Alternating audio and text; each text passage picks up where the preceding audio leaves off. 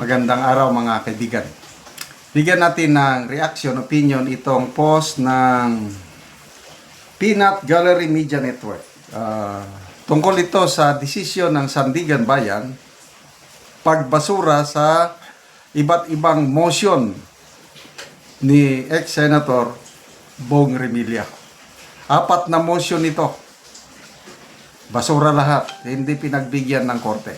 Okay, ito. The Sandigan Bayan denied former Senator Bong Revilla Jr. request. Ito yung unang motion. Request to transfer detention to the Philippine National Police Custodial Center in Camp Crame, ordering him to remain at the Quezon City Jail male dormitory in Payatas while standing trial over a disputed flood control project in Panday, Bulacan. Yan. Kasi si ex-senator Leila de Lima, nung nakulong siya, doon siya sa PNP Custodial Center.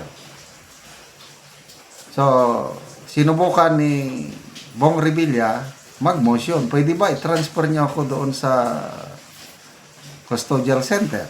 Wala. Denied. Okay. Sandali Nung una, si Pastor Apollo Kibuloy, PNP Custodial Center din siya I don't know ngayon kung nandun pa sa Custodial Center ng police or nasa ordinary jail na. In a ruling by its third division, the anti-graft court held that Revilla must stay under the custody of the Bureau of Jail Management and Penology as he faces charges of malversation through falsification of public documents linked to an alleged ghost infrastructure project. Revilla argued that his continued detention in Payatas exposed him to security risk and gang-related violence. Prosecutors opposed the motion, saying the claims were based on speculation. The court sided with Jail Superintendent Maria Lourdes Pasion. Babae ang Jail Superintendent. Ayos who testified that the facility is safe, uncongested, and has special security arrangement for high-profile detainees. Kasi bago ito And siguro hindi siya katulad ng mga nakikita nating congested, punong-puno na mga prisuan. The ruling also cited a January 6 letter from the acting PNP Chief Nartates Jr. stating that the police custodial centers are intended only for temporary detention and that extended confinement there is burdensome to police operations. The court stressed that detention in a BJMP facility allows inmates to earn good conduct, time allowance, that may reduce any eventual sentence. Associate Justice Carl Miranda said continued detention at the Quezon City Jail is required by law and signals the start of time allowance computation. Ito, yung iba pang motion na na-deny ito. Magistrates denied several other motions filed by Revilla, including his bid to quash the case and request for reinvestigation. Yun. Hindi daw nasunod ang due process. Kaya pwede ba imbestigahan ulit? Yun. Reconsideration before the ombudsman and delay of arrest warrant. So, kung pinagbigyan sana ito ng korte, di makakalabas muna siya. Kaya lang, hindi nga pwede. The court ruled that due process was observed and that judges have discretion in issuing warrants. So, nung una kasi, yan ang reklamo na parang walang due process. Kaya ito, may motion na pwedeng i-quash o ipagwalang bahala yung ng resolution ng ombudsman siguro. And then, start investigation ulit. Wala. Denied. So, ibig sabihin, kulong talaga. Napa. A motion of co-accused by co-accused Juanito Mendoza to consolidate the case with a related graft case was also denied. Revilla and his co-accused are set for arraignment on February 9. Ayan, so tuloy-tuloy na. Ang arraignment po, yung akusado haharap doon sa korte, sa judge, para ang judge ipaliwanag niya kung ano yung mga akusasyon. Ito yung mga reklamo laban sa iyo.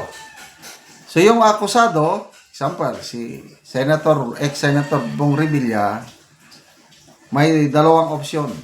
Plead guilty or not guilty. So kung sabi niya, Your Honor, I plead guilty, hindi na matutuloy ang trial. Kasi inaamin niya eh. So sa mga akusado na mag-plead guilty, mas mababa na ang sentensya. Yun ang kagandahan sa plead guilty. Kailang karamihan sa mga naaakusahan, ang pleading nila is not guilty. So dahil not guilty, lalaban yan sa korte. Okay. The trial begins. Kaya mag-set na ngayon, mag-usap na ang prosecutor at saka yung defense attorney, yung mga petsa ng hearing. Ang maunang mag-present ng ebidensya, ang prosecution.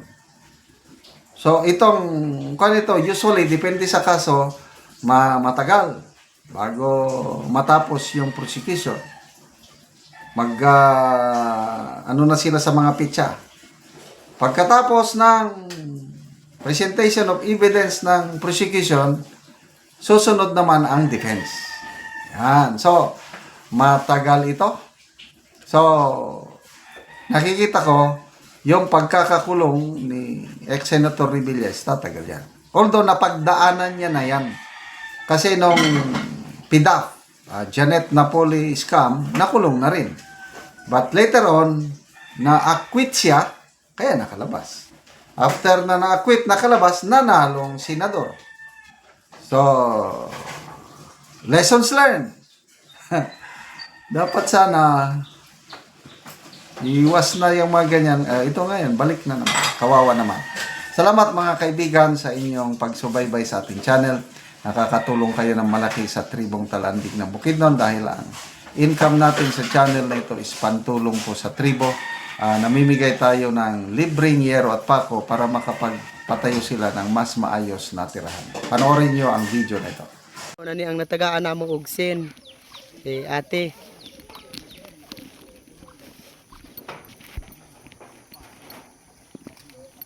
Nani ang iyang balay. Buslot na, giantos lang namo ang mga buslot. So muna na ang itsura sa ilang balay. Ipangbutangan lang namo og silopin kay aron nga dili mi ulanan. Butangan lang og silupin kay kung Kay mag-ulan dosi na matulon. katuig sa among pagpuyo dire, unya giantos lang namo nga ang among abuhan maglungag mi, mabasa na mi, gisapaw-sapaw lang namo ang sin. So muna na gyud ni ang ilang kahimtang. Sapaw-sapaw lang daw ang sin. So, tungod sa kalisod, so wala gid sila naka ang uban ibutangan lang gani nila og sako. Sako, silopin, At aron least nga ang makaatok kay sila. luoy na gid. So karon te pila na ni katuig ang inyong balay ngin-ani nang itsura.